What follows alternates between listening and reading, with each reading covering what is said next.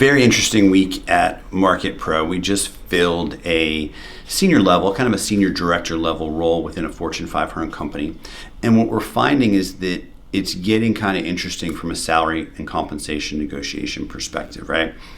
There are certain states and certain cities that have banned the box, right? So we can no longer ask directly what candidates are making and are working then to figure out what expectations are and how do we make sure that as we do that, we're being a good steward of everyone's time, right? So ultimately the goal is a good goal. We want to make sure that people are fairly paid for their experience, their background, and the value they're going to add for the organization.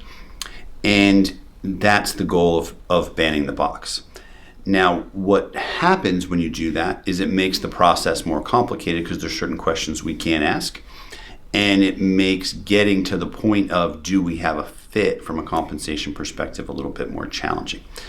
Now, 99% of the time, because we've done this for 20 plus years, we work through that with no issues whatsoever. But we did have a situation here this week, which was pretty fascinating, right? We went ahead and we're working on a senior director level role for a Fortune 500 company within their marketing department. And ultimately, we successfully filled that role, right? Offer went out yesterday, offer got accepted today, and it all worked out beautifully. What was interesting was they wanted to hire two of our candidates, right? So not only did they want to hire the candidate that we placed, but they wanted to hire a second candidate for a peer level role within the same organization.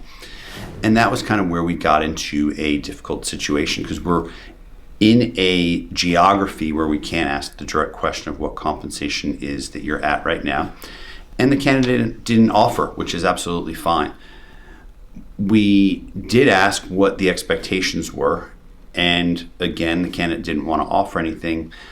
Her response was only, I just want to be paid what's fair based on my experience and background, right?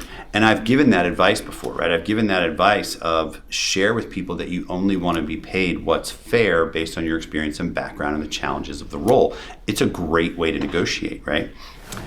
The challenge is when I said that, that wasn't in a vacuum of any other information, right? Typically, when we use that line of thinking, we know what your compensation history has been, and we know that we have a reasonable fit and reasonable expectation from a compensation perspective. And so now you're trying to maximize the offer in an environment where we understand that we're in the right ballpark, right? We know we're pretty close. What happened in this case, because we were completely void of any compensation information, was the offer came in quite a bit lower than the candidate was expecting or would accept, and low enough that if we had had more data in the beginning, right, we wouldn't have wasted the candidate's time or the client's time or our time going down this road because ultimately we weren't going to get anywhere. And so now as we go forward and as we learn through and we evolve through working within the cities and states where they have said you can't ask for compensation information, as a candidate, you're not required to provide any data, right? That's your right. But you may be putting yourself in a situation where you're wasting a lot of time. And so my recommendation is that you do share what your expectations are, right? If you're looking for X because you think that's what you're worth in the marketplace and that's what you want to make a move, then letting people understand what your expectations are will help speed the process. It may help speed the process to success, or it may help speed the process to we just don't have a fit here. So if you're a candidate and you're offering no data whatsoever, be it compensation history or compensation expectation, the risk you're running is that you're going to end up in a situation where you're disappointed. And you're going to end up in a situation where we've wasted a lot of time in the process. Now, could there be a small risk that you're selling yourself short in the process and asking for too little?